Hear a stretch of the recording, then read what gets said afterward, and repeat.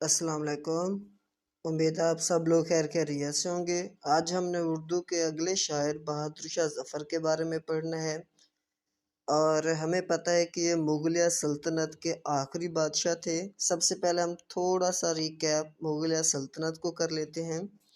مغلیہ سلطنت کے لیے آپ نے ایک ٹرم یاد کرنی ہے، وہ ہے بھاجسا۔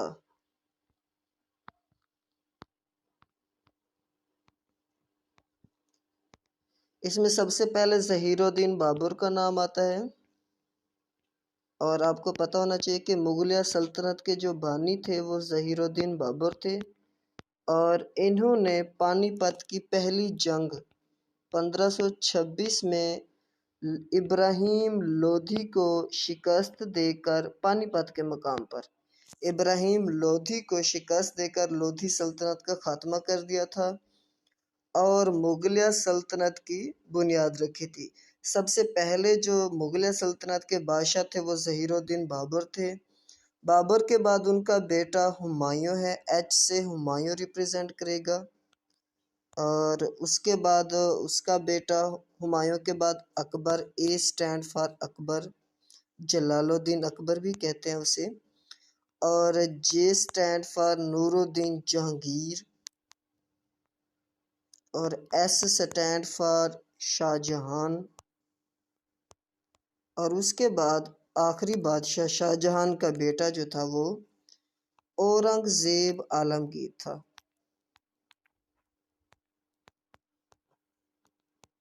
1707 میں اورنگ زیب عالمگیر کی وفات کے بعد انگریزوں نے آہستہ آہستہ مغلیہ سلطنت پر قبضہ کرنا سٹارٹ کر دیا تھا، اور انہوں نے اس طرح 1799 میں میسور کے سلطان ٹیپو سلطان کو بھی شکست دی تھی۔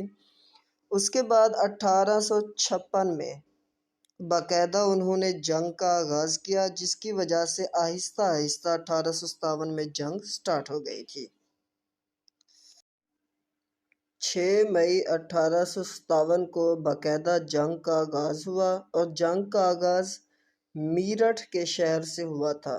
اب پی پی ایس سی کے جو کوشچن ہے وہ یہ ہے کہ مغلیہ سلطنت کی بنیاد ظہیر الدین بابر نے رکھی، اور ظہیر الدین بابر کا آفیشلی تعلق جو تھا وہ فرغانہ سے تھا، ازبکستان کے شہر فرغانہ سے، اور ظہیر الدین بابر اس وقت کابل میں مدفون ہیں، اور انہوں نے ہی بابری مسجد کی بنیاد رکھی تھی، ظہیر الدین بابر نے، جسے 1992 میں شہید کر دیا گیا تھا۔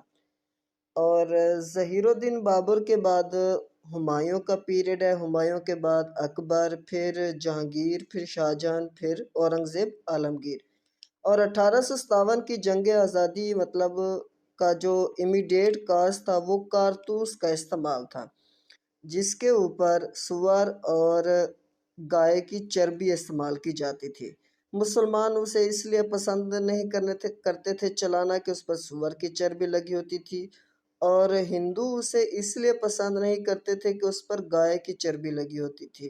آخر کار یہ پھیلتی پھیلتی 6 مئی کو انہوں نے باقاعدہ جنگ کا آغاز کیا، اور بہادر شاہ ظفر کو بادشاہ ڈکلیئر کر دیا گیا۔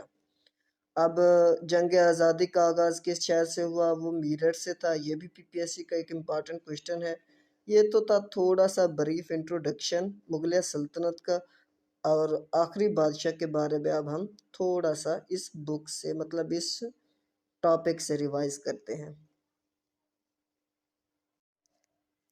ان کا ڈیوریشن 1775 سے 1862 تک ہے۔ بہادر شاہ خاندان مغلیہ کے آخری تاجدار تھے۔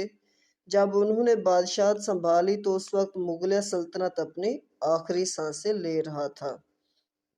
شاہی خاندان کا فرد ہونے کے ساتھ ساتھ انہوں نے شاعرانہ طبیعت بھی پائی تھی۔ شاعری میں شاہ نصیر، ذوق اور غالب سے اصلاح لی۔ 1857 کی جنگ آزادی میں اقتدار ان سے چھین لیا گیا، ان کے بیٹوں کو قتل کر دیا گیا، اور انہیں انگریزوں نے جلا وطن کر کے رنگون، جسے موجودہ ینگون یا برما کہتے ہیں، نظر بند کر دیا، جہاں انہوں نے زندگی کے آخری سال انتہائی کم پسری میں بسر کیے۔ रंगून में ही इंतकाल हुआ और वहीं दफन हुए। अभी तक इसमें जो क्वेश्चन आए हैं वो ये है कि बहादुर शाह जफर कहाँ दफन है, तो वो रंगून बर्मा में दफन है। और कब वफ़ात पाई, तो 1862 में वफ़ात पाई। और उसके बाद उन्हें जिला वतन करके कहाँ नज़रबंद कर दिया गया। ये कुछ पीपीएससी के इस पर इम्पॉर्टेंट क्वेश्चन थे। और इसके अलावा उनके उस्तादों के बारे में पूछा जाता है कि उसके जो पहले उस्ताद थे वो इब्राहिम ज़ौक़ थे, और इब्राहिम ज़ौक़ के बाद बहादुर शाह जफ़र के जो उस्ताद बने थे वो मिर्ज़ा गालिब थे। और यहाँ पर रंगून के बारे में एक इम्पॉर्टेंट क्वेश्चन है कि 1989 में 1989 में बर्मा ने अपना नाम चेंज कर दिया था म्यांमार में। मतलब अब बर्मा को म्यांमार के नाम से पुकारा जाता है। और इसी से रिलेटेड एक क्वेश्चन है कि साइलोन, जिसका अब मौजूदा नेम श्रीलंका है, उसने 1972 में चेंज किया था। साइलोन 1948 में आज़ाद हुआ था और 1972 में उसने अपना नाम चेंज करके श्रीलंका रख दिया था। अब इसमें कुछ क्वेश्चन देखें। बहादुर शाह जफर ने ज़ौक़ को खाकानी हिंद का लक़ब दिया था। इब्राहिम ज़ौक़ बहादुर शाह जफर के पहले उस्ताद थे और उसके बाद मिर्ज़ा गालिब उनके उस्ताद बने थे। और बहादुर शाह जफर के कलियात में 30,000 से ज़्यादा शेर हैं। उन्होंने तकरीबन सभी असनाफ़ शायरी में तिब्ब आजमाई की, लेकिन उनकी पहचान उनकी गज़ल है, जिसमें सोज़ो गुज़ार और गम के मज़ामीन पढ़ने वाले को मुतासिर करते हैं। ज़बान की सफाई और रोज़मर्रा के इस्तेमाल ने उनकी गज़ल को ख़ास रंग अता किया, जिसकी बदौलत उन्हें उर्दू के अच्छे गज़ल गो शायर में शुमार किया जाता है। बहादुर शाह जफर का कलियात खासा ज़ीख़म है, जो 4 दावैन पर मुश्तमिल है। कलियात ज़फ़र में उर्दू ज़बान के अलावा पंजाबी और पूर्वी ज़बान के असरात के हामिल अशार भी मिलते हैं। अब इनमें से जो पीपीएससी के क्वेश्चन मैं रिवाइज़ कर देता हूँ। बहादुर शाह जफ़र ने ज़ौक़ को खाकानी हिंद का लक़ब दिया। बहादुर शाह जफ़र के पहले उस्ताद इब्राहिम ज़ौक़ और अगले उस्ताद जो थे वो मिर्ज़ा गालिब थे। और बहादुर शाह जफ़र जो हैं वो उर्दू के नामवर शायर हैं, ये भी एक क्वेश्चन है। और 1854 में इब्राहिम ज़ौक़ के इंतकाल पर मिर्ज़ा गालिब बहादुर शाह जफ़र के उस्ताद बने थे। और मिर्ज़ा गालिब से रिलेटेड एक दो मज़ीद क्वेश्चन मैं यहाँ रिप्रेजेंट कर देता हूँ कि मिर्ज़ा गालिब जो थे उनके शागिर्द का नाम मौलाना अल्ताफ़ हुसैन हाली है। और मिर्ज़ा गालिब की बरसी जो है वो हर साल 16 फरवरी को मनाई जाती है। ये थे इनसे रिलेटेड कुछ क्वेश्चन।